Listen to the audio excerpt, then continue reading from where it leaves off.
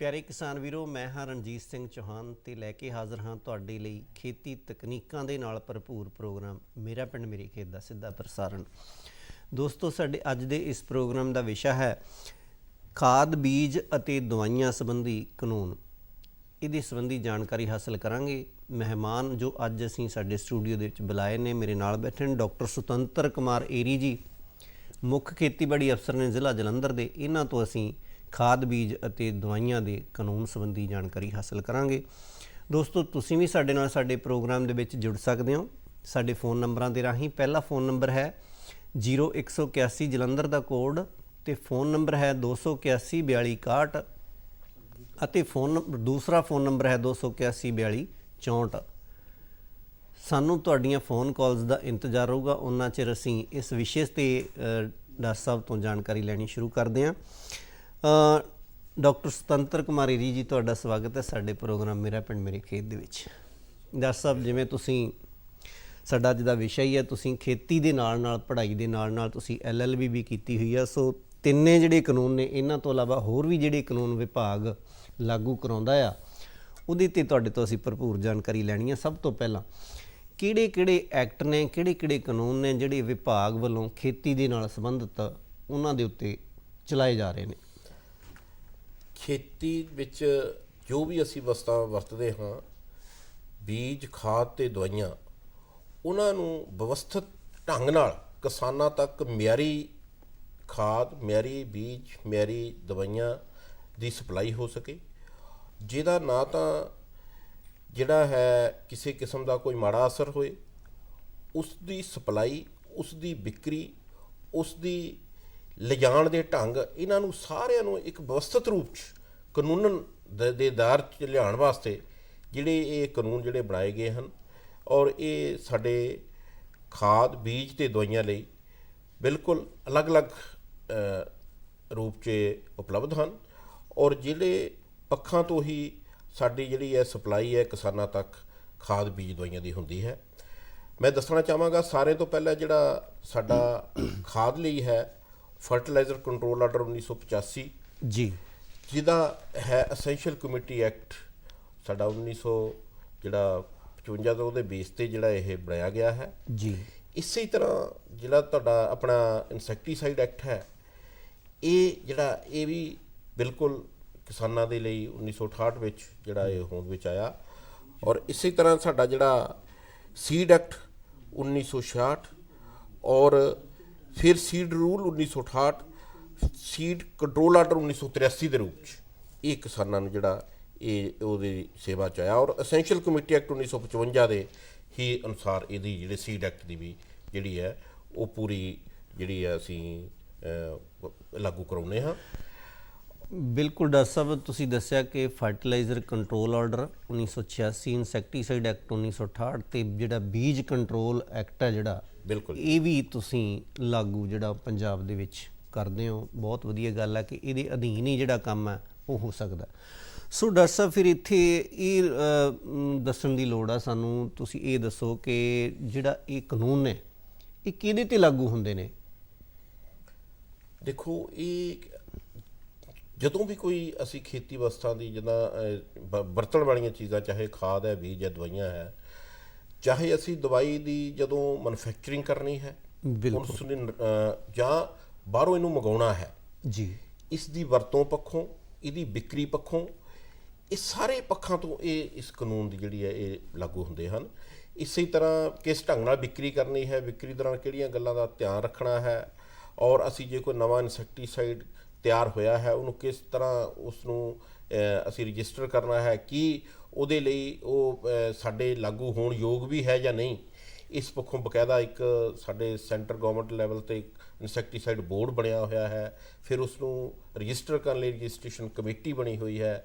ਇਸੇ ਤਰ੍ਹਾਂ ਜਿਹੜਾ ਸੀਡ ਹੈ, ਸੀਡ ਨੂੰ ਜੇ ਨਿਰਮਾਤਾ ਨੂੰ ਜਿਹੜਾ ਸੀਡ ਸਰਟੀਫਿਕੇਸ਼ਨ ਅਥਾਰਟੀ ਹੈ, ਜਿਨ੍ਹਾਂ ਪਾਸੋਂ ਬਕਾਇਦਾ ਪਹਿਲਾਂ ਸੀਡ ਪੈਦਾ ਕਰਨ ਤੋਂ ਪਹਿਲਾਂ ਉਹਨਾਂ ਨੇ ਜਿਨ੍ਹਾਂ ਨੇ ਵਿਕਰੀ ਕਰਨੀ ਹੈ, ਉਹਨਾਂ ਨੂੰ ਪਹਿਲੇ ਉਹਦੇ ਤੋਂ ਅਥਾਰਟੀ ਤੋਂ ਲਾਇਸੈਂਸ ਲੈਣਾ ਹੈ, ਫਿਰ ਉਹਦੇ ਮੁਤਾਬਕ ਉਹਨਾਂ ਨੇ ਉਸ ਨੂੰ ਬੀਜ ਨੂੰ ਤਿਆਰ ਕਰਨਾ ਹੈ। ਮਤਲਬ ਹਰ ਪੱਧਰ 'ਤੇ ਇਹ ਹਰ ਜਿਹੜਾ ਕਾਨੂੰਨ ਹੈ ਉਹ ਬਕਾਇਦਾ ਉਪਲਬਧ ਹੈ। ਇਸੇ ਤਰ੍ਹਾਂ ਖਾਦ ਲਈ ਹੈ।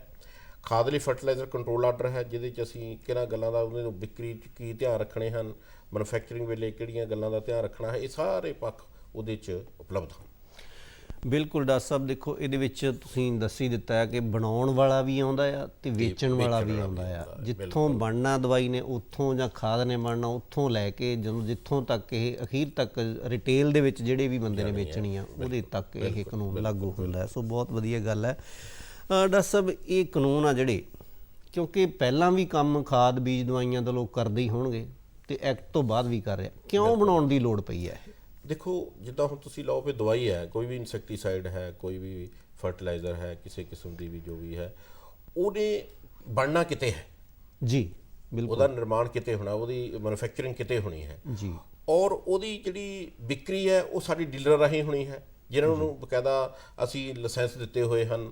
ਉਹਨਾਂ ਨੂੰ ਇੱਕ ਸਿਸਟਮ ਦਿੱਤਾ ਹੋਇਆ ਹੈ ਵੀ ਤੁਸੀਂ ਕਿਸ ਸਿਸਟਮ ਵਿੱਚ ਇਸ ਦਾ ਇਹਨੂੰ ਕਿਸਾਨਾਂ ਤੱਕ ਪਹੁੰਚਾਉਣਾ ਹੈ। ਮੰਤਵ ਇਹੀ ਹੈ ਵੀ ਕੋਈ ਵੀ ਉਹੋ ਜਿਹੀ ਕੋਈ ਵਸਤੂ, ਕੋਈ ਵੀ ਉਹੋ ਜਿਹੀ ਇਨਪੁਟ ਜਿਹੜੀ ਪੂਰਾ ਮਿਆਰ ਨਾ ਰੱਖਦੀ ਹੋਏ, ਸਾਡੇ ਜਿਹੜਾ ਪੂਰਾ ਅਸਰ ਨਾ ਰੱਖਦੀ ਹੋਏ, ਜਾਂ ਜਿਸ ਕਮੇਟੀ ਨੇ ਜਿਹਦੀ ਰਜਿਸਟ੍ਰੇਸ਼ਨ ਕਰਨ ਵੇਲੇ ਕਮੇਟੀ ਨੇ ਜਿਸ ਉਹਨੂੰ ਪਰਸੈਂਟੇਜ, ਜਿਸ ਮਿਆਰ ਦੀ ਪ੍ਰਮਾਣਿਕਤਾ ਦਿੱਤੀ ਹੈ ਜਾਂ ਉਹਨੂੰ ਪਾਸ ਕੀਤਾ ਹੈ, ਉਸ ਰੂਪ ਵਿੱਚ ਹੀ ਕਿਸਾਨਾਂ ਤੱਕ ਪਹੁੰਚੇ ਜੀ। ਉਸ ਨੂੰ ਇੱਕ ਪੂਰੇ ਸਿਸਟਮ ਵਿੱਚ ਚੱਲ ਕੇ ਕਿਸਾਨਾਂ ਤੱਕ ਮਿਆਰੀ ਦਵਾਈ, ਮਿਆਰੀ ਖਾਦਾਂ, ਮਿਆਰੀ ਬੀਜ ਪਹੁੰਚਾਉਣ ਲਈ ਹੀ ਇਹ ਐਕਟਾਂ ਦਾ ਜਿਹੜਾ ਇਹ ਵਰਤੋਂ ਹੈ, ਇਹ ਇੱਕ ਸਿਸਟਮ ਹੈ ਜੀ, ਬਿਲਕੁਲ। ਜੇਕਰ ਡੀਲਰ ਵੀ ਫੋਲੋ ਪੂਰਾ ਜਿਸਲੇ ਕਰਦੇ ਹਨ ਤੇ ਉਹ ਕਿਤੇ ਜਿਹੜੀ ਚੀਜ਼ ਨਿਰਮਾਣ ਦਾ ਜਿੱਦਾਂ ਬਣੀ ਕਿਤੇ ਹੈ ਤੇ ਉਹ ਠੀਕ ਮਿਆਰ ਦੀ ਹੀ ਉਹਨਾਂ ਦੇ ਗਾਹਕਾਂ ਤੱਕ ਪਹੁੰਚੇ, ਕਿਸਾਨ ਵੀਰਾਂ ਤੱਕ ਪਹੁੰਚੇ, ਉਹਨਾਂ ਨੂੰ ਵੀ ਇਹਦਾ ਪੂਰਾ ਸੰਤੁਸ਼ਟੀ ਹੁੰਦੀ ਹੈ ਵੀ ਮੈਂ ਜੋ ਚੀਜ਼ ਕਿਸਾਨ ਨੂੰ ਦੇ ਰਿਹਾ ਹਾਂ ਇਹ ਠੀਕ ਮਿਆਰ ਦੀ ਹੀ ਹੈ। ਤੇ ਇਹ ਇੱਕ ਇਸ ਸਿਸਟਮ ਦੇ ਰੂਪ ਵਿੱਚ ਅਸੀਂ ਬਿਲਕੁਲ ਡਾਕਟਰ ਸਾਹਿਬ, ਇੱਕ ਇਹ ਜਿਹੜਾ ਨੇ ਤਿੰਨੋਂ ਐਕਟ ਨੇ ਜਿਹੜੇ, ਇੱਕ ਸਿਸਟਮ ਹੈ ਜਿਹਦੇ ਵਿੱਚ ਦਵਾਈ ਬਣਾਉਣ ਵਾਲਾ ਵੀ ਆਉਂਦਾ, ਦਵਾਈ ਵੇਚਣ ਵਾਲਾ ਵੀ ਆਉਂਦਾ ਹੈ। ਤੇ ਇਹ ਬਹੁਤ ਵਧੀਆ ਗੱਲ ਆ ਕਿ ਇਹ ਤੋਂ ਇਲਾਵਾ ਕੋਈ ਬੰਦਾ ਇਹਨੂੰ ਛੇੜਛਾੜ ਨਹੀਂ ਕਰ ਸਕਦਾ, ਇਸ ਤੋਂ ਇਲਾਵਾ ਐਕਟ ਦੇ ਤਹਿਤ ਰਹਿ ਕੇ ਹੀ ਕੰਮ ਕਰ ਸਕਦਾ। ਸੋ ਡਾਕਟਰ ਸਾਹਿਬ, ਜੇ ਅਸੀਂ ਗੱਲ ਕਰੀਏ ਕੰਮ ਕਰਨ ਦੀ, ਜਿਵੇਂ ਡੀਲਰ ਬਣਨਾ, ਕਿਸੇ ਨੇ ਮੈਨੂਫੈਕਚਰਰ ਬਣਨਾ ਆ ਜਾਂ ਡੀਲਰ ਬਣਨਾ, ਰਿਟੇਲਰ ਬਣਨਾ, ਹੋਲਸੇਲਰ ਬਣਨਾ, ਥੋੜ੍ਹਾ ਜਿਹਾ ਉਹ ਇਹ ਵੀ ਦੱਸੋ ਕਿ ਇਹ ਕਿਸ ਤਰ੍ਹਾਂ ਇਹਨਾਂ ਐਕਟ ਦੇ ਤਹਿਤ ਕੀ ਤੁਹਾਡੇ ਤੋਂ ਲਾਇਸੈਂਸ ਲੈਣਾ ਪਊਗਾ, ਫਿਰ ਕੰਮ ਸ਼ੁਰੂ ਕਰ ਸਕਦਾ? ਬਿਲਕੁਲ, ਜਿੱਦਾਂ ਕਿਸੇ ਨੇ ਮੰਨ ਲਓ ਵੀ ਖਾਦ ਦਾ ਕੰਮ ਕਰਨਾ ਹੈ ਜੀ, ਤਾਂ ਉਸ ਨੂੰ ਪਹਿਲੇ ਇੱਕ ਅਸੀਂ ਵਿਭਾਗ ਵੱਲੋਂ 2 ਦਿਨ ਦੀ ਟ੍ਰੇਨਿੰਗ ਦਿੰਦੇ ਹਾਂ ਜੀ। ਖਾਦ ਦਾ, ਬੀਜ ਦਾ, ਦਵਾਈਆਂ ਦਾ, ਜਿਸਨੇ ਵੀ ਕੰਮ ਕਰਨਾ ਹੈ 2 ਦਿਨ ਦੀ ਟ੍ਰੇਨਿੰਗ ਵਿੱਚ ਅਸੀਂ ਉਸ ਨੂੰ ਸਾਰੀ ਜਾਣਕਾਰੀ ਵੀ ਤੁਸੀਂ ਕਿਹਨਾਂ ਗੱਲਾਂ ਦਾ ਧਿਆਨ ਰੱਖਣਾ ਹੈ, ਜਿਸ ਲਈ ਕੋਈ ਵੀ ਚੀਜ਼ ਦੀ ਵਿਕਰੀ ਕਰਨੀ ਹੈ ਤੇ ਲੈਣ ਵੇਲੇ, ਲਾਇਸੈਂਸ ਬਣਾਉਣ ਵੇਲੇ ਤੁਸੀਂ ਕਿਹੜੀ ਗੱਲਾਂ ਨੂੰ ਆਪਣੇ ਧਿਆਨ 'ਚ ਰੱਖ ਕੇ ਉਹਦੀ ਸਪਲਾਈ ਜਿਹੜੀ ਹੈ ਉਹ ਕਰਨੀ ਹੈ ਕਿਸਾਨਾਂ ਤੱਕ। ਇਹਨਾਂ ਔਰ ਚੀਜ਼ ਨੂੰ ਆਪਣੇ ਸਟੋਰ 'ਚ ਕਿਸ ਤਰ੍ਹਾਂ ਰੱਖਣਾ ਹੈ ਤਾਂ ਕਿ ਕਿਸੇ ਕਿਸਮ ਦੀ ਵੀ ਉਹਦੀ ਕੁਆਲਿਟੀ 'ਚ ਕੋਈ ਫਰਕ ਨਾ ਪਏ। ਇਹ ਸਾਰੀਆਂ ਟ੍ਰੇਨਿੰਗ ਦੇਣ ਤੋਂ ਬਾਅਦ ਹੀ ਅਸੀਂ ਜਿਹੜੇ ਉਸ ਸੰਬੰਧਿਤ ਡੀਲਰ ਨੂੰ ਉਹ ਲਾਇਸੈਂਸ ਜਾਰੀ ਕਰਦੇ ਹਾਂ। ਉਸ ਲਈ ਉਸ ਨੂੰ ਬਕਾਇਦਾ ਇੱਕ ਫਾਈਲ ਤਿਆਰ ਕਰਨੀ ਹੈ ਉਸਨੇ, ਜਿਸ ਦੇ ਵਿੱਚ ਉਸ ਵੱਲੋਂ ਬਕਾਇਦਾ ਇੱਕ ਹਲਫੀਆ ਬਿਆਨ, ਜਿਹਦੇ 'ਚ ਮੈਂ ਬਿਲਕੁਲ ਉਸਨੇ ਇਹ ਸ਼ਪਥ ਲੈਣੀ ਹੈ ਵੀ ਮੈਂ ਕਿਸੇ ਕਿਸਮ ਦਾ ਵੀ ਕੋਈ ਕਾਨੂੰਨ ਨੂੰ ਤੋੜ ਕੇ ਕੰਮ ਨਹੀਂ ਕਰਾਂਗਾ। ਜਿਹੜਾ ਕਾਨੂੰਨ ਹੈ, ਜਿਹੜਾ ਮੈਨੂੰ ਸਮਝਾਇਆ ਗਿਆ ਹੈ, ਦੱਸਿਆ ਗਿਆ ਹੈ ਔਰ ਮੈਨੂੰ ਉਹਦੇ ਮੁਤਾਬਕ ਹੀ ਮੈਂ ਕੰਮ ਕਰਾਂਗਾ, ਤਾਂ ਕਿ ਉਹ ਸਾਡਾ ਕੋਸ਼ਿਸ਼ ਉਹਦੇ 'ਚ ਇਹੀ ਹੈ ਵੀ ਇਸ ਸਿਸਟਮ 'ਚ ਰਹਿ ਕੇ ਕੰਮ ਕਰੇ ਔਰ ਇੱਕ ਪੂਰੇ ਸਿਸਟਮ 'ਚ ਹੀ ਜਿੱਦਾਂ ਅਸੀਂ ਉਹਦੇ ਵੱਲੋਂ ਲੈਂਦੇ ਹਾਂ। ਔਰ ਨਾਲ ਹੀ ਉਸਨੇ ਇੱਕ ਐਗਰੀਮੈਂਟ ਲੈਟਰ ਹੈ, ਜਿਹਨੂੰ ਅਸੀਂ ਆਥੋਰਾਈਜੇਸ਼ਨ ਜਾਂ ਪ੍ਰਿੰਸੀਪਲ ਸਰਟੀਫਿਕੇਟ ਕਹਿੰਦੇ ਹਾਂ, ਜਿਹੜਾ ਇੱਕ ਡੀਲਰ ਔਰ ਕੰਪਨੀ ਦੇ ਵਿੱਚ ਇੱਕ ਐਗਰੀਮੈਂਟ ਹੈ। ਔਰ ਉਹਦੇ ਵਿੱਚ ਇਹੀ ਹੈ, ਕੰਪਨੀ ਨੇ ਜੋ ਦੱਸ ਰਹੀ ਹੈ ਵੀ ਮੈਂ ਇਸ ਮਿਆਰ ਦੀ ਦਵਾਈ ਜਿਹੜੀ ਮੇਰੀ ਰਜਿਸਟ੍ਰੇਸ਼ਨ ਕਮੇਟੀ ਵੱਲੋਂ ਇਸ ਨੰਬਰ ਤਹਿਤ ਰਜਿਸਟਰਡ ਹੈ ਜੀ, ਇਹ ਮੈਂ ਡੀਲਰ ਨੂੰ ਉਹ ਵਚਨਬੱਧ ਹੁੰਦੀ ਹੈ ਵੀ ਮੈਂ ਇਸ ਚੈਨਲ ਰਾਹੀਂ ਤੁਹਾਨੂੰ ਸਪਲਾਈ ਕਰਾਂਗੇ ਔਰ ਡੀਲਰ ਉਹਦੇ ਤੇ ਐਗਰੀ ਕਰਦਾ ਹੈ। ਦੋਹਾਂ ਦੇ ਬਕਾਇਦਾ ਉਹਦੇ ਤੇ ਸਿਗਨੇਚਰ ਹੁੰਦੇ ਹਨ ਔਰ ਅਸੀਂ ਉਹਨੂੰ ਲਾਇਸੈਂਸ ਦੇਣ ਸਮੇਂ ਇੱਕ ਕਿਸਮ ਦਾ ਉਹਨੂੰ ਰਜਿਸਟਰਡ ਕਰ ਦਿੰਦੇ ਹਾਂ। ਉਦੋਂ ਆਹ ਕੰਪਨੀ ਦੀ ਦਵਾਈ ਹੀ ਬੰਦਾ ਜਾਂ ਆਹ ਕੰਪਨੀ ਦੀ ਖਾਦ ਹੀ ਬੰਦਾ ਵੇਚ ਸਕਦਾ। ਔਰ ਅਸੀਂ ਡੀਲਰ ਨੂੰ ਜਿਹੜਾ ਲਾਇਸੈਂਸ ਜਾਰੀ ਕਰਦੇ ਹਾਂ ਉਹਦੇ 'ਚ ਬਕਾਇਦਾ ਦਰਜ ਕਰ ਦਿੱਤਾ ਜਾਂਦਾ ਹੈ ਵੀ ਤੂੰ ਇਸ ਕੰਪਨੀ ਦੀ ਦਵਾਈ ਹੀ ਵਿਕਰੀ ਕਰੇਗਾ ਜਾਂ ਜਿਹੜੀ ਕੰਪਨੀ ਨਾਲ ਉਹਦਾ ਐਗਰੀਮੈਂਟ ਹੋਇਆ ਹੈ ਔਰ ਜਿਸ ਚੈਨਲ 'ਚ ਉਸਨੇ ਦਵਾਈ ਲੈਣ ਦਾ ਵਿੱਚ ਦਰਜ ਹੈ ਉਹਦੇ ਮੁਤਾਬਕ ਹੀ ਉਹਨੂੰ ਉਹਦੇ 'ਚ ਅਸੀਂ ਆਥੋਰਾਈਜ਼ ਕਰਦੇ ਹਾਂ ਔਰ ਬਕਾਇਦਾ ਲਾਇਸੈਂਸ ਉਹਦੇ 'ਚ ਦਰਜ ਕਰ ਦਿੱਤਾ ਜਾਂਦਾ। ਬਿਲਕੁਲ ਜੀ, ਬਹੁਤ ਵਧੀਆ ਗੱਲ ਹੈ ਕਿ ਤੁਸੀਂ ਲਾਇਸੈਂਸ ਆ ਜਿਹੜਾ ਇਹਨਾਂ ਐਕਟਸ ਦੇ ਤਹਿਤ ਕਰਦੇ ਹੋ, ਭਾਵੇਂ ਉਹ ਖਾਦ ਦਾ, ਭਾਵੇਂ ਬੀਜ ਦਾ ਤੇ ਭਾਵੇਂ ਦਵਾਈ ਦਾ। ਬਿਲਕੁਲ ਤਾਂ ਹੀ ਬੰਦਾ ਅੱਗੇ ਕੰਮ ਸ਼ੁਰੂ ਕਰ ਸਕਦਾ। ਸੋ ਔਰ ਜਿਹੜਾ ਖਾਦ ਦਾ ਲਾਇਸੈਂਸ ਹੈ, ਮੈਂ ਦੱਸਣਾ ਚਾਹਾਂਗਾ ਜੀ, ਇਹ ਇੱਕ ਵਾਰੀ ਜਿਹੜਾ ਅਸੀਂ ਜਾਰੀ ਕਰਦੇ ਆ, ਇਹ 3 ਸਾਲ ਲਈ ਵੈਲਿਡ ਰਹਿੰਦਾ ਹੈ ਜੀ। ਔਰ ਜਿਹੜਾ ਦਵਾਈ ਦਾ ਹੈ ਉਹ 2 ਸਾਲ ਲਈ ਹੁੰਦਾ ਹੈ, ਔਰ ਇਸੇ ਤਰ੍ਹਾਂ ਬੀਜ ਦਾ ਵੀ 2 ਸਾਲ ਲਈ ਹੁੰਦਾ ਹੈ। ਉਸ ਤੋਂ ਬਾਅਦ ਉਹਨਾਂ ਨੂੰ ਫਿਰ ਇਹਨੂੰ ਰੀਨਿਊ ਕਰਾਉਣਾ ਬਿਲਕੁਲ ਬਿਲਕੁਲ। ਔਰ ਉਹਦੇ ਵਿੱਚ ਅਸੀਂ ਬਕਾਇਦਾ ਰੀਨਿਊ ਕਰਨ ਵੇਲੇ ਫਿਰ ਮੁੜ ਦੇਖਦੇ ਹਾਂ ਵੀ ਇਸ ਡੀਲਰ ਦੀ ਵਰਕਿੰਗ ਕਿੱਦਾਂ ਦੀ ਰਹੀ ਹੈ, ਕਿ ਇਹ ਸਮੇਂ-ਸਮੇਂ 'ਤੇ ਹਰ ਜਿਹੜੀ ਗਾਈਡਲਾਈਨਸ ਸਮੇਂ-ਸਮੇਂ 'ਤੇ ਹਦਾਇਤਾਂ ਆਉਂਦੀਆਂ ਰਹੀਆਂ ਹਨ, ਉਹਨਾਂ ਨੂੰ ਪੂਰਾ ਉਹਦੇ ਤੋਂ ਖਰਾ ਉਤਰਿਆ ਹੈ। ਔਰ ਇਸੇ ਹੀ ਤਰ੍ਹਾਂ ਨਾਲ ਹੀ ਇਹ ਵੀ ਧਿਆਨ ਰੱਖਾਂ, ਜੇ ਇਹ ਵੀ ਨਾਲ ਹੈ ਪ੍ਰੋਵੀਜ਼ਨ ਹੈ, ਜੇਕਰ ਕੰਮ ਦੇ ਦੌਰਾਨ ਵੀ ਸਾਨੂੰ ਉਹਦੇ ਕੰਮ 'ਚ ਕੋਈ ਕਮੀ ਮਹਿਸੂਸ ਹੋਏ, ਅਸੀਂ ਉਸ ਦਾ ਲਾਇਸੈਂਸ ਕੈਂਸਲ ਵੀ ਕਰਦੇ ਹਾਂ, ਉਹਨਾਂ ਨੂੰ ਅਸੀਂ ਸਸਪੈਂਡ ਵੀ ਕਰ ਦਿੰਦੇ ਹਾਂ। ਮਤਲਬ ਉਹ ਤਾਂ ਕਿ ਮੰਤਵ ਇਹੀ ਹੈ ਵੀ ਮਿਆਰੀ ਵਸਤਾਂ ਜਿਹੜੀਆਂ ਉਹ ਕਿਸਾਨਾਂ ਤੱਕ ਪਹੁੰਚ ਸਕਣ। ਬਿਲਕੁਲ ਡਾਕਟਰ ਸਾਹਿਬ, ਇੱਥੇ ਇੱਕ ਹੋਰ ਜ਼ਰੂਰ ਸਾਡੇ ਕਿਸਾਨ ਵੀਰਾਂ ਨੂੰ ਦੱਸਣਾ ਚਾਹਾਂਗੇ ਕਿ ਇਹ ਲਾਇਸੈਂਸ ਕੌਣ ਬਣਵਾ ਸਕਦਾ, ਕਿੰਨੀ ਉਹਦੀ ਯੋਗਤਾ ਹੋਣੀ ਚਾਹੀਦੀ ਹੈ, ਵਿਦਿਅਕ ਯੋਗਤਾ, ਕੀ ਉਹ ਡੀਲਰ ਜ਼ਿਮੀਂਦਾਰ ਹੋ ਸਕਦਾ ਹੈ, ਮਤਲਬ ਕਿਸਾਨ ਵੀ ਬਣਾ ਸਕਦਾ ਲਾਇਸੈਂਸ? ਬਿਲਕੁਲ। ਥੋੜਾ ਜਿਹਾ ਵਿਸਥਾਰ ਨਾਲ ਦੱਸੋ। ਦੇਖੋ, ਇਹ ਤਾਂ ਅਸੀਂ ਕੋਸ਼ਿਸ਼ ਕਰਦੇ ਹਾਂ ਜਿਹੜਾ ਕਿਸਾਨ ਵੀਰ ਖੁਦ ਪਿੰਡਾਂ 'ਚ ਜੇ ਲਾਇਸੈਂਸ ਬਣਾਉਣ ਔਰ ਆਪਣੇ ਨਾਲ ਦੇ ਕਿਸਾਨਾਂ ਨੂੰ ਉਹਨਾਂ ਦਵਾਈਆਂ ਦੀ ਸਪਲਾਈ ਕਰਨ। ਬੜੀ ਅੱਛੀ ਗੱਲ ਹੈ ਵੀ ਪਿੰਡਾਂ ਤੱਕ ਖੁਦ ਕਿਸਾਨ ਇਸ ਧੰਦੇ 'ਚ ਆਪਣੇ ਆਪ ਨੂੰ ਇਨਵੋਲਵ ਕਰ ਸਕਣ, ਪਰ ਫਿਰ ਵੀ ਯੋਗਤਾ, ਇੰਨੀ ਕੁ ਯੋਗਤਾ ਜ਼ਰੂਰ ਹੋਣੀ ਚਾਹੀਦੀ ਹੈ ਵੀ ਜਿਹੜਾ ਵੀ ਕੰਮ ਕਰਨ ਵਾਲਾ ਬੰਦਾ ਉਹ ਗੱਲ ਨੂੰ ਸਮਝ ਸਕੇ। ਬਿਲਕੁਲ। +2 ਜਾਂ ਆਪਾਂ ਕਹਿ ਲਈਏ ਥੈਲੀ ਜਾਂ ਬੋਰੀ ਦੇ ਉੱਤੇ ਲਿਖੀ ਚੀਜ਼ ਪੜ੍ਹ ਸਕੇ। ਮੈਂ ਕਿੱਥੋਂ ਚੀਜ਼ ਲੈਣੀ ਹੈ, ਐਗਰੀਮੈਂਟ ਕਰ ਰਿਹਾ ਹੈ ਕੰਪਨੀ ਨਾਲ, ਮੇਰੀ ਕੀ ਜ਼ਿੰਮੇਵਾਰੀ ਹੈ, ਕਿਉਂਕਿ ਉਹਨੇ ਕਿਸਾਨ ਨੇ ਉਸ ਦੁਕਾਨਦਾਰ ਦੇ ਵਿਸ਼ਵਾਸ ਤੇ ਉਹ ਚੀਜ਼ ਨੂੰ ਖਰੀਦਣਾ ਹੈ। ਬਿਲਕੁਲ ਜੀ। ਤੇ ਉਹ ਜਿਹੜਾ ਦੁਕਾਨਦਾਰ ਹੈ ਜਾਂ ਡੀਲਰ ਹੈ ਜਿਹਨੂੰ ਅਸੀਂ ਲਾਇਸੈਂਸ ਦਿੱਤਾ ਹੈ, ਉਹ ਇੰਨੀ ਕੁ ਜ਼ਰੂਰ ਆਪਣੇ ਆਪ ਨੂੰ ਯੋਗ ਹੋਵੇ ਵੀ ਜੋ ਉਹ ਸਪਲਾਈ ਲੈ ਰਿਹਾ ਹੈ ਉਹ ਵੀ ਪੂਰੇ ਧਿਆਨ ਨਾਲ ਹਰ ਪੱਖਾਂ ਜਿਹੜੀਆਂ ਕਾਨੂੰਨਨ ਪੱਖ ਹਨ ਉਹਨਾਂ ਨੂੰ ਧਿਆਨ 'ਚ ਰੱਖ ਕੇ ਹੀ ਉਹਨਾਂ ਵਸਤਾਂ ਦਾ ਜਿਹੜੀ ਹੈ ਉਹ ਆਪਣੇ ਤੋਂ ਸਪਲਾਈ ਕਰਾਏ। ਔਰ ਸਮੇਂ-ਸਮੇਂ 'ਤੇ ਜੋ ਅਸੀਂ ਕਹਿੰਦੇ ਹਾਂ ਵੀ ਤੁਸੀਂ ਜਿਸਲੇ ਸਮਾਨ ਤੁਹਾਡੇ ਕੋਲ ਕੋਈ ਵੀ ਖਰੀਦਣਾ ਹੈ, ਪਹਿਲਾਂ ਉਹਨੂੰ ਆਪਣੇ ਰਿਕਾਰਡ 'ਚ ਦਰਜ ਕਰਨਾ ਹੈ, ਔਰ ਨਾਲ ਦੀ ਨਾਲ ਆਪਣੇ ਸਟਾਕ ਬੋਰਡ 'ਤੇ ਲਿਖਣਾ ਹੈ ਵੀ ਮੇਰੇ ਕੋਲ ਇਹ ਸਮਾਨ ਕਿੰਨਾ ਪਿਆ ਹੈ। ਹੋਰ ਵੀ ਜਿਹੜੀ ਡੇਲੀ ਭਰਨਾ ਸਟਾਕ ਬੋਰਡ। ਹਾਂ, ਕੋਸ਼ਿਸ਼ ਮਤਲਬ ਇਹ ਹੋਣੀ ਚਾਹੀਦੀ ਹੈ ਵੀ ਸ਼ਾਮ ਨੂੰ ਹੀ ਉਹ ਇਹਨੂੰ ਪਤਾ ਹੋਵੇ ਵੀ ਮੇਰੀ ਇਹ ਚੀਜ਼ ਕਿੰਨੀ ਵਿਕੀ ਹੈ, ਕਿੰਨੀ ਮੇਰੇ ਕੋਲ ਬਕਾਇਆ ਹੈ, ਔਰ ਨਾਲ ਦੀ ਨਾਲ ਹੀ ਬਕਾਇਦਾ ਰੇਟ ਜਿਹੜਾ ਇਹਦਾ ਕੀ ਅੰਦਾਜ਼ਨ ਰੇਟ ਹੈ ਇਹ ਵੀ ਉਸਨੇ। ਬਿਲਕੁਲ ਡਾਕਟਰ ਸਾਹਿਬ, ਇੱਕ ਫੋਨ ਕਾਲਰ ਆਪਣੇ ਨਾਲ ਜੁੜੇ ਨੇ, ਆਪਾਂ ਪਹਿਲਾਂ ਲੈ ਲਈਏ ਫੋਨ ਕਾਲ। ਹੈਲੋ, ਸਤਿ ਸ਼੍ਰੀ ਅਕਾਲ ਜੀ। ਜੀ ਸਤਿ ਸ਼੍ਰੀ ਅਕਾਲ ਜੀ। ਸਰ ਉਹ ਗੱਲ ਮੈਂ ਪੁੱਛਣੀ ਵੀ ਜਦੋਂ ਲਾਇਸੈਂਸ ਬਣਦਾ ਹੈਗਾ, ਹਾਂਜੀ, ਉਦੋਂ ਫੀਸ ਕਿੰਨੀ ਲੱਗਦੀ ਹੈ? ਜਿਵੇਂ ਨਿਊ ਕਰਾਉਣ ਵੇਲੇ ਵੀ ਦੁਬਾਰਾ ਫੀਸ ਲਗਾਉਣੀ ਪੈਂਦੀ, ਕਿੰਨਾ ਪੜ੍ਹਿਆ, ਯੋਗਤਾ ਕਿੰਨੀ ਹੋਣੀ ਚਾਹੀਦੀ ਮੁੰਡੇ ਦੀ? ਬਿਲਕੁਲ ਗੁਰਦੀਪ ਸਿੰਘ ਜੀ, ਮਾਨਸਾ ਤੋਂ ਤੁਸੀਂ ਸਾਡੇ ਪ੍ਰੋਗਰਾਮ ਦੇ ਵਿੱਚ ਹਾਜ਼ਰੀ ਲਵਾਈ ਹੈ, ਤੁਹਾਡਾ ਧੰਨਵਾਦ ਕਰਦੇ ਹਾਂ। ਡਾਕਟਰ ਸਾਹਿਬ ਕੀ ਕਹਿਣਾ ਚਾਹੋਗੇ? ਹਾਂਜੀ, ਬਸ ਦੇਖੋ, ਜਿਸ ਲਈ ਅਸੀਂ ਲਾਇਸੈਂਸ ਬਣਾਉਣਾ ਹੈ, ਜਿਹੜਾ ਖਾਦ ਦਾ ਲਾਇਸੈਂਸ ਹੈ, ਹਾਂਜੀ, ਜਿੱਦਾਂ ਅਸੀਂ ਇੱਕ ਜਿਹੜਾ ਡੀਲਰ ਹੈ, ਪਹਿਲੇ ਜਿੱਦਾਂ ਮੈਂ ਯੋਗਤਾ ਬਾਰੇ ਦੱਸਿਆ ਹੈ ਵੀ ਇੰਨੀ ਕੁ ਯੋਗਤਾ ਜ਼ਰੂਰ ਹੋਣੀ ਚਾਹੀਦੀ ਹੈ, ਹਰ ਗੱਲ ਮੈਟ੍ਰਿਕ ਤਾਂ ਹੋਣਾ ਬਹੁਤ ਜ਼ਰੂਰੀ ਹੈ, ਕਹਿਣ ਦਾ ਬਹੁਤ ਜ਼ਰੂਰੀ ਹੈ। ਔਰ ਜੇ ਪੜ੍ਹਿਆ ਲਿਖਿਆ, ਵੱਧ ਪੜ੍ਹਿਆ ਲਿਖਿਆ ਵੀ ਉਸ ਤੋਂ ਵੀ ਵਧੀਆ, ਹਾਂ, ਉਹ ਉਸ ਤੋਂ ਵੀ ਵਧੀਆ ਗੱਲ ਹੈ। ਮਤਲਬ ਉਹਨੂੰ ਹਰ ਪੱਖੋਂ ਹਰ ਗੱਲ ਨੂੰ ਸਮਝਣ ਦੀ ਸਮਰੱਥਾ ਹੋਣੀ ਚਾਹੀਦੀ। ਬਿਲਕੁਲ ਜੀ। ਕੋਈ ਇੱਕ ਬੜੀ ਜ਼ਿੰਮੇਵਾਰ ਇਹ ਇੱਕ ਪ੍ਰੋਫੈਸ਼ਨ ਹੈ ਜਿਹਦੇ 'ਚ ਉਸਨੇ ਆਪਣੇ ਆਪ ਨੂੰ ਇਨਵੋਲਵ ਕਰਨਾ ਹੈ, ਕੰਮ ਕਰਨਾ ਹੈ। ਔਰ ਜੇ ਅਸੀਂ ਖਾਦ ਦਾ ਲਾਇਸੈਂਸ ਬਣਾਉਣਾ ਹੈ ਤੇ ਖਾਦ ਦੇ ਸਾਡੇ 2 ਕਿਸਮ ਦੇ ਲਾਇਸੈਂਸ ਅਸੀਂ ਜਿਹੜੇ ਆ ਉਹ ਬਣਾਉਂਦੇ ਹਾਂ ਜੀ। ਇੱਕ ਸਾਡਾ ਹੈ ਜਿਹੜਾ ਹੋਲਸੇਲ ਦਾ ਲਾਇਸੈਂਸ ਹੈ ਜੀ, ਜਿਹਦੇ ਵਿੱਚ ਸਿੱਧਾ ਜਿਹੜਾ ਐਗਰੀਮੈਂਟ ਹੈ ਡੀਲਰ ਦਾ ਕੰਪਨੀ ਨਾਲ ਹੁੰਦਾ ਹੈ ਜੀ। ਕੰਪਨੀ ਦੀ ਸਿੱਧੀ ਸਪਲਾਈ ਉਸ ਡੀਲਰ ਕੋਲ ਆਣੀ ਹੈ, ਉਹ ਹੋਲਸੇਲ ਦਾ ਲਾਇਸੈਂਸ ਹੈ। ਉਸ ਦੀ 3 ਸਾਲ ਲਈ ਫੀਸ 1500 ਰੁਪਇਆ ਹੈ, 3 ਸਾਲ ਲਈ। ਔਰ ਜਿਸ ਨੇ ਰਿਟੇਲ ਦਾ ਨਾਲ ਲੈਣਾ ਹੈ, ਜਿਸ ਨੇ ਹੋਲਸੇਲ ਦਾ ਲਾਇਸੈਂਸ ਲੈਣਾ ਹੈ, ਨੈਚੁਰਲੀ ਉਹਨੇ ਲੋਕਾਂ ਨੂੰ ਸਪਲਾਈ ਕਰਨ ਲਈ ਰਿਟੇਲ ਦਾ ਵੀ ਨਾਲ ਹੀ ਲੈਣਾ ਹੈ ਜੀ। ਉਸ ਲਈ ਜਿਹੜੀ ਹੈ ਉਹ 1000 ਰੁਪਇਆ ਫੀਸ 3 ਸਾਲ ਲਈ ਜਿਹੜੀ ਹੈ ਉਹਦੀ ਹੁੰਦੀ ਹੈ। ਔਰ ਇਹ ਗੱਲ ਮੈਂ ਹੋਰ ਐਡੀਸ਼ਨ ਕਰਨੀ ਚਾਹਾਂਗਾ ਵੀ ਇੱਕ ਹੀ ਡੀਲਰ ਜਿਹਨੇ ਹੋਲਸੇਲ ਦਾ ਵੀ ਲਾਇਸੈਂਸ ਲਿਆ ਹੈ, ਰਿਟੇਲ ਦਾ ਵੀ ਲਿਆ ਹੈ, ਤਾਂ ਹੋਲਸੇਲ ਦਾ ਤੇ ਰਿਟੇਲ ਦਾ ਲਾਇਸੈਂਸ ਉਹਨੇ ਇੱਕੋ ਹੀ ਫਰਮ ਦੇ ਨਾਂ ਤੇ ਲੈਣਾ ਹੈ ਜੀ। ਉਹਨਾਂ ਦਾ ਜਿਹੜੀ ਵਿਕਰੀ ਪੱਖੋਂ ਇੱਕ ਸੇਲ ਕਾਊਂਟਰ ਹੋ ਸਕਦਾ ਹੈ, ਬਿਲਕੁਲ, ਪਰ ਗਡਾਊਨ ਅਲੱਗ-ਅਲੱਗ ਉਸ ਨੂੰ ਬਣਾਉਣੇ ਪੈਣਗੇ ਜੀ। ਗਡਾਊਨ ਅਲੱਗ-ਅਲੱਗ ਬਣਾਉਣੇ ਪੈਣਗੇ। ਦਵਾਈਆਂ ਦੀ ਫੀਸ 1000 ਰੁਪਏ ਨਹੀਂ, ਦਵਾਈਆਂ ਦੀ ਫੀਸ 300 ਰੁਪਏ ਜੀ।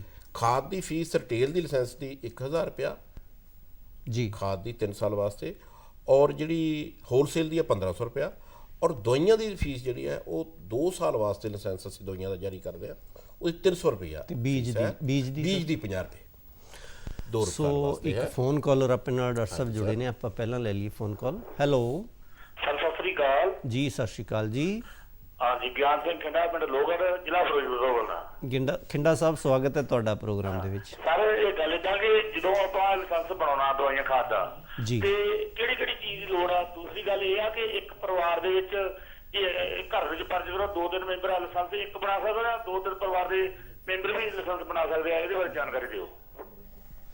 ਬਿਲਕੁਲ ਜੀ ਖਿੰਡਾ ਸਾਹਿਬ, ਤੁਸੀਂ ਪ੍ਰੋਗਰਾਮ ਦੇ ਵਿੱਚ ਹਾਜ਼ਰੀ ਲਵਾਈ ਹੈ, ਤੁਹਾਡਾ ਧੰਨਵਾਦ ਕਰਦੇ ਹਾਂ। ਡਾਕਟਰ ਸਾਹਿਬ ਕੀ ਕਹਿਣਾ ਚਾਹੋਗੇ? ਦੇਖੋ, ਇਹਦੇ ਲਈ ਜਿਹੜਾ ਜਿੱਦਾਂ ਮੈਂ ਦੱਸਿਆ ਕਿ ਜਿਹੜੇ ਲਾਇਸੈਂਸ ਤੁਸੀਂ ਬਣਾਉਣਾ ਹੀ ਹੈ, ਚਾਹੇ ਖਾਦ ਦਾ ਹੈ, ਚਾਹੇ ਬੀਜ ਦਾ ਹੈ, ਚਾਹੇ ਦਵਾਈਆਂ ਦਾ ਹੈ, ਪਹਿਲਾਂ ਤਾਂ ਇੱਕ ਐਪਲੀਕੇਸ਼ਨ ਫਾਰਮ, ਜੇ ਅਸੀਂ ਖਾਦ ਦਾ ਲਾਇਸੈਂਸ ਬਣਾਉਂਦੇ ਹਾਂ ਫਾਰਮ A ਦੇ ਰੂਪ 'ਚ ਹੈ, ਫਾਰਮ A ਔਰ A1। ਜੇ ਅਸੀਂ ਇੰਡਸਟਰੀਅਲ ਲਾਇਸੈਂਸ ਬਣਾਉਣਾ ਹੈ ਫਿਰ ਇਹ ਹੈ, ਮਤਲਬ ਦਫ਼ਤਰ ਨਾਲ ਰਾਬਤਾ ਕਾਇਮ ਕਰ ਸਕਦੇ ਆ ਜਿਹਨੇ ਦੋਵਾਂ ਦਫ਼ਤਰ ਨਾਲ ਆਪਣੇ ਰਾਬਤਾ ਕਾਇਮ ਕਰ ਸਕਦੇ ਹੈ। ਉਹ ਡੁਪਲੀਕੇਟ ਫਾਰਮ ਭਰਨਾ ਹੈ, ਇੱਕ ਨਾਲ ਹਲਫੀਆ ਬਿਆਨ ਉਹ ਬਣਾਉਣਾ ਹੈ, ਔਰ ਇੱਕ ਪ੍ਰੀਮਿਸਿਸ ਦੇ ਨਕਸ਼ੇ ਜਿੱਥੇ ਕੰਮ ਕਰਨਾ ਹੈ ਉਹ ਬਕਾਇਦਾ ਆਪਣੇ ਕਲੌਥ ਪੇਪਰ ਤੇ, ਕਿਉਂਕਿ ਉਹਨਾਂ ਨੇ 3 ਸਾਲ ਰਹਿਣਾ ਹੁੰਦਾ ਹੈ ਰਿਕਾਰਡ ਵਿੱਚ, ਤੇ ਕਲੌਥ ਪੇਪਰ ਤੇ 3-3 ਨਕਸ਼ੇ ਦੀਆਂ ਕਾਪੀਆਂ ਉਹਨਾਂ ਦੀਆਂ ਬਣਾ ਕੇ ਫਿਰ ਤੁਸੀਂ ਆਪਣੀ ਜਿਹੜੀ ਹੈ ਉਹ ਜਿਹੜੀ ਸਾਡੇ ਹਰ ਡਿਸਟ੍ਰਿਕਟ ਸੁਵਿਧਾ ਸੈਂਟਰ 'ਚ ਨਿਯਤ ਜੇ ਸਾਡੇ ਹੈ ਬਣੇ ਹੋਏ ਹਨ, ਸੁਵਿਧਾ ਸੈਂਟਰ 'ਚ ਫਾਈਲ ਜਿਹੜੀ ਹੈ ਜਮ੍ਹਾਂ ਕਰਾ ਦੇਣੀ ਹੈ, ਔਰ ਬਕਾਇਦਾ ਉੱਥੇ ਨਾਲ ਹੀ ਉਹਨਾਂ ਨੇ ਸੁਵਿਧਾ ਸੈਂਟਰ 'ਚ ਫੀਸ ਜਿਹੜੀ ਮੈਂ ਦੱਸੀ ਹੈ ਉਹ ਜਮ੍ਹਾਂ ਕਰ ਦੇ ਸਾਰੇ ਮੈਂਬਰ, ਉਹਨਾਂ ਨੂੰ ਤਾਂ ਬਣਾਉਣ ਦੀ ਲੋੜ ਹੀ ਨਹੀਂ ਹੈ ਵੈਸੇ, ਜੇ ਅਲੱਗ-ਅਲੱਗ ਨੇ ਬ੍ਰਦਰ। ਮੈਂ ਇਹ ਗੱਲ ਕਹਿਣਾ, ਦੇਖੋ ਅੱਜ ਕੱਲ ਜੇ ਤਾਂ ਸੰਯੁਕਤ ਪਰਿਵਾਰ ਹੈ, ਇੱਕੋ ਰਹਿੰਦਾ ਹੈ, ਬਿਜ਼ਨਸ ਇਕੱਠਾ ਹੈ, ਤੇ ਇਕੱਠੇ ਕੰਮ ਕਰਕੇ ਵੀ ਵਧੀਆ ਢੰਗ ਨਾਲ ਪਾਰਟਨਰ ਬਣ ਸਕਦੇ ਹਨ। ਅਦਰਵਾਈਜ਼ ਜੇ ਕੋਈ ਅਲੱਗ-ਅਲੱਗ ਹਨ, ਚਾਹੇ ਕੋਈ ਜੋ 2 ਭਰਾ ਅਲੱਗ-ਅਲੱਗ ਰਹਿੰਦੇ ਹਨ, ਦੋਵੇਂ ਕੰਮ ਕਰਨਾ ਚਾਹੁੰਦੇ ਹਨ, ਤੇ ਦੋਵੇਂ ਹੀ ਆਪਣਾ ਲਾਇਸੈਂਸ ਅਲੱਗ ਬਣਾ ਸਕਦੇ ਹਨ। ਜੀ ਬਿਲਕੁਲ ਡਾਕਟਰ ਸਾਹਿਬ, ਇੱਥੇ ਮੈਂ ਤੁਹਾਡੇ ਤੋਂ ਐਕਟ ਦੇ ਤਹਿਤ ਮਿਆਰੀਕਰਨ ਸੰਬੰਧੀ ਜ਼ਰੂਰ ਪੁੱਛਣਾ ਚਾਹੂੰਗਾ ਕਿ ਮਿਆਰ ਚੀਜ਼ਾਂ ਦਾ ਕਿਵੇਂ ਕੰਟਰੋਲ ਕੀਤਾ ਜਾਂਦਾ ਇਹਨਾਂ ਐਕਟਾਂ ਦੇ ਥੱਲੇ? ਦੇਖੋ, ਮਿਆਰ ਜਿੱਦਾਂ ਮੈਂ ਦੱਸਿਆ ਵੀ ਸਾਡੀ ਅਲੱਗ-ਅਲੱਗ ਸੈਂਟਰ ਗਵਰਨਮੈਂਟ ਵੱਲੋਂ ਰਜਿਸਟ੍ਰੇਸ਼ਨ ਕਮੇਟੀ ਬਣੀ ਹੋਈ ਹੈ, ਸੈਂਟਰਲ ਇਨਸੈਕਟੀਸਾਈਡ ਬੋਰਡ ਬਣਿਆ ਹੋਇਆ ਹੈ। ਖਾਦ ਦੇ ਪੱਖੋਂ ਵੀ ਜਿਹੜੀ ਜੇ ਅਸੀਂ ਯੂਰੀਆ ਉਹਦਾ ਮਿਆਰ ਹੈ ਬਕਾਇਦਾ 46% ਯੂਰੀਆ ਹੈ, DAP ਹੈ। ਸਰ ਇਹਨੂੰ ਕਿਵੇਂ ਬਰਕਰਾਰ ਰੱਖਿਆ ਜਾ ਸਕਦਾ? ਕਿਵੇਂ ਬਰਕਰਾਰ ਰੱਖਦੇ ਹੋ? ਸੈਂਪਲ ਭਰਦੇ ਹੋ ਦੁਕਾਨਾਂ ਦੇ ਜਾਂ ਕਿਵੇਂ ਕੀ ਕਰਦੇ ਹੋ? ਅਸੀਂ ਪਹਿਲੇ ਸਾਡੇ ਸਟੇਟ ਪੱਧਰ ਤੋਂ ਇੱਕ ਟੀਮਾਂ ਗਠਿਤ ਕਰਤੀਆਂ ਜਾਂਦੀਆਂ ਹਨ ਜਿਹੜੇ ਰੈਂਡਮਲੀ ਮੂਵ ਕਰਦੇ ਹਨ। ਅਸੀਂ ਜ਼ਿਲ੍ਹਾ ਪੱਧਰ ਤੇ ਆਪਣੀਆਂ ਕੁਝ ਟੀਮਾਂ ਜਿਹੜੀਆਂ ਜਿਹਦੇ 'ਚ ਅਸੀਂ 3-3 4-4 ਅਫਸਰ ਜਿਹੜੇ ਨੇ ਉਹਨਾਂ ਟੀਮਾਂ 'ਚ ਲਗਾ ਦਿੰਦੇ ਹਾਂ, ਜਿਹੜੇ ਰੈਂਡਮਲੀ ਆਪਣੇ ਅਲੱਗ-ਅਲੱਗ ਜਿਹੜੇ ਵਿਕਰੀ ਕੇਂਦਰ ਹਨ ਉਹਨਾਂ ਤੇ ਜਾਂਦੇ ਹਨ, ਉਹਨਾਂ ਦਾ ਰਿਕਾਰਡ ਵੀ ਚੈੱਕ ਕਰਦੇ ਹਨ ਵੀ ਬਕਾਇਦਾ ਇਹਨਾਂ ਨੇ ਹਰ ਦਵਾਈ ਨੂੰ ਆਪਣੇ ਰਿਕਾਰਡ 'ਚ ਦਰਜ ਕੀਤਾ ਹੋਇਆ ਹੈ, ਸਟਾਕ 'ਚ ਦਰਜ ਕੀਤਾ ਹੋਇਆ ਹੈ, ਕਿ ਇਹਦੀ ਜਿਹੜੀ ਆਪਣੇ ਬਕਾਇਦਾ ਇਹ ਬਿੱਲ ਕੱਟਦਾ ਹੈ, ਔਰ ਬਿੱਲਾਂ ਬਾਰੇ ਬੜਾ ਧਿਆਨ ਹੈ। ਜਿਸ ਲਈ ਵੀ ਕੋਈ ਚੀਜ਼ ਖਰੀਦਣੀ ਹੈ ਕਿਸਾਨ ਪੱਧਰ ਤੇ ਬੜੇ ਧਿਆਨ ਦੇਣ ਯੋਗ ਗੱਲ ਹੈ, ਕਿਸਾਨ ਨੂੰ ਜ਼ਰੂਰ ਉਸ ਬਿੱਲ ਤੇ ਸਾਈਨ ਕਰਨੇ ਚਾਹੀਦੇ ਹਨ ਤਾਂ ਕਿ ਉਹ ਬਕਾਇਦਾ ਉਹਦਾ ਰਿਕਾਰਡ ਹੋਏ ਵੀ ਇਸਨੇ ਇਹ ਚੀਜ਼ ਇਸ ਪਾਸੋਂ ਖਰੀਦੀ ਹੈ। ਔਰ ਇਹ ਸਾਡੀਆਂ ਟੀਮਾਂ ਜਿਹੜੀਆਂ ਨੇ ਇਹ ਲਗਾਤਾਰ ਪੂਰੇ ਏਰੀਏ 'ਚ, ਪੂਰੇ ਸਟੇਟ 'ਚ, ਪੂਰੇ ਡਿਸਟ੍ਰਿਕਟ 'ਚ ਇਹ ਚੈੱਕ ਕਰਦੀਆਂ ਹਨ ਟਾਈਮ ਟੂ ਟਾਈਮ।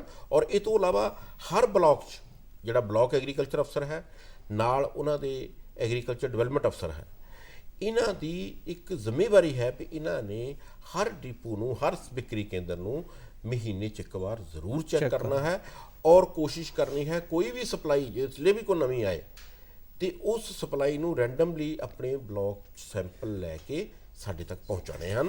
ਅਸੀਂ ਉਹ ਸੈਂਪਲ ਨਾਲ ਦੀ ਨਾਲ ਟੈਸਟ ਕਰਾਉਂਦੇ ਹਾਂ।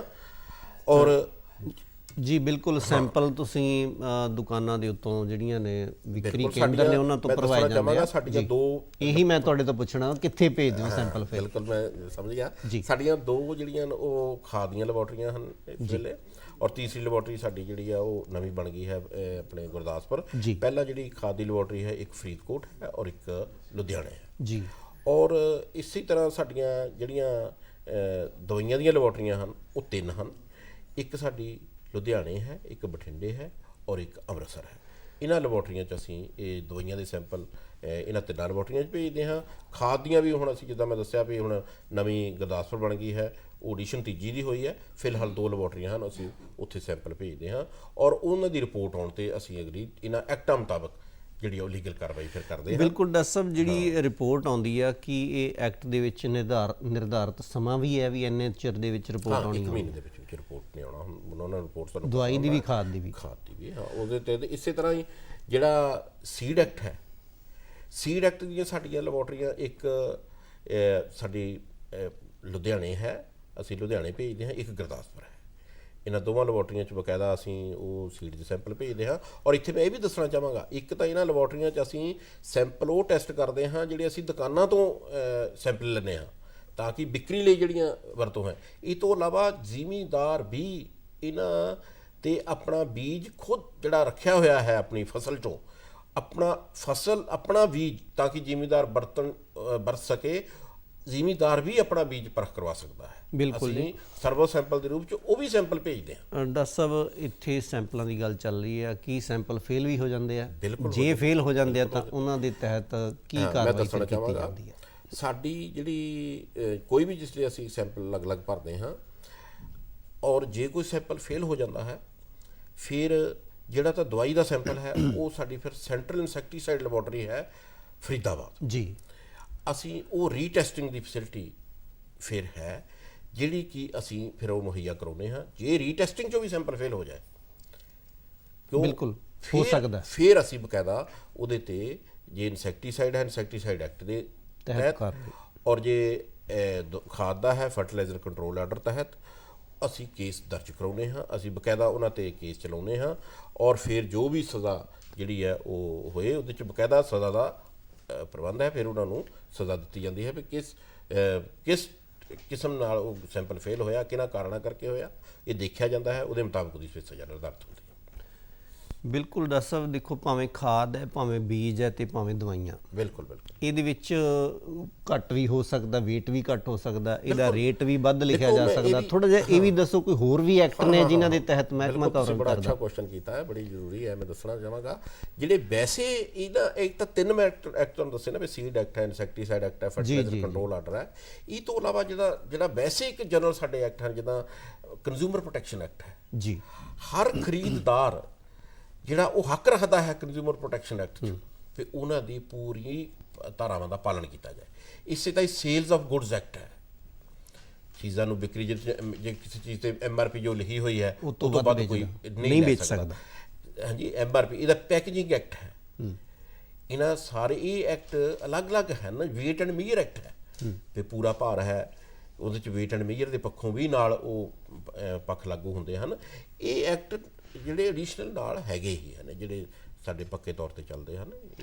ਬਿਲਕੁਲ ਡਾਕਟਰ ਸਾਹਿਬ, ਸਵਾਲ ਤਾਂ ਹੋਰ ਵੀ ਬਹੁਤ ਸਾਰੇ ਸਨ ਪਰ ਸਮਾਂ ਇਜਾਜ਼ਤ ਨਹੀਂ ਦਿੰਦਾ। ਤੁਸੀਂ ਬੀਜ, ਖਾਦ ਅਤੇ ਦਵਾਈਆਂ ਸੰਬੰਧੀ ਜਿਹੜੇ ਕਾਨੂੰਨ ਨੇ ਉਹਦੇ ਸੰਬੰਧੀ ਬਹੁਤ ਵਧੀਆ ਜਾਣਕਾਰੀ ਦਿੱਤੀ ਹੈ। ਤੁਹਾਡਾ ਇੰਨੀ ਜਾਣਕਾਰੀ ਦੇਣ ਲਈ ਬਹੁਤ ਬਹੁਤ ਧੰਨਵਾਦ।